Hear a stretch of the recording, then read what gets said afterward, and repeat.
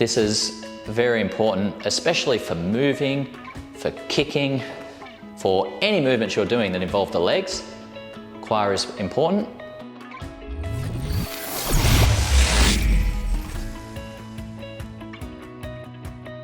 We're going to look at an internal aspect that is very, very important for our Wing Chun, and that is releasing the Kwa.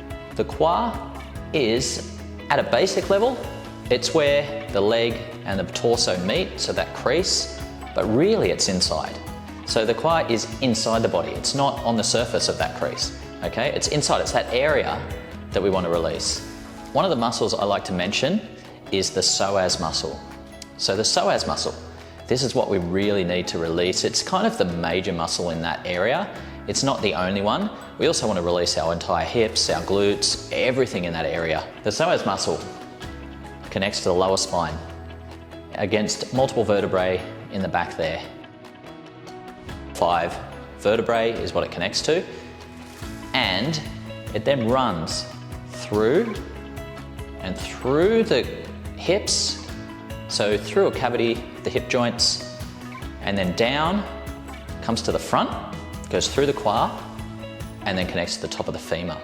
So it runs from the spine to the femur, from the back to the front, and it passes through the Kwa.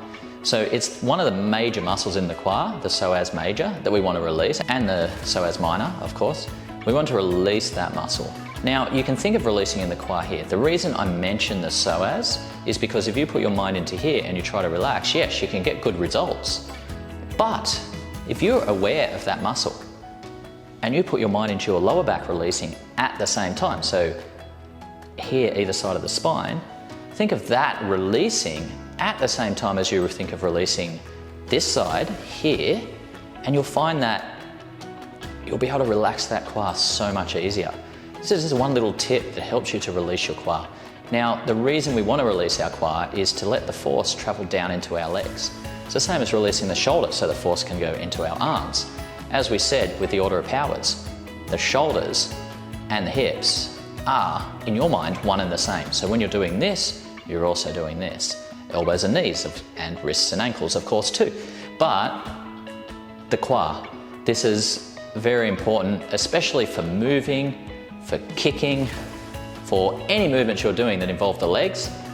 Kwa is important, but for the whole stance, the Kwa is important too. When I'm moving, if my Kwa's got tension in it and I go to move, I'll actually move, my body will not move correctly, because these joints need to be nice and loose so my body can move correctly. So now you can see that pole is staying perfectly level because my Kwa's released. What I want you to just be aware of is when you've got your stance on and you're doing your Silam Tau form, you're thinking of relaxing the front and the back just to get that Kwa to release, to let the force travel down into your legs. There are other exercises, like when we do the leg raises, that is also exercising the Kwa, so you need to have it released because it's using the Kwa in that movement.